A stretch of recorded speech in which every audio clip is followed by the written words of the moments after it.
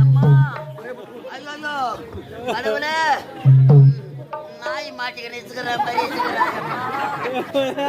என்னென்ன கேஜி ஆக்குவானோ என்ன நடக்குமோ அம்மா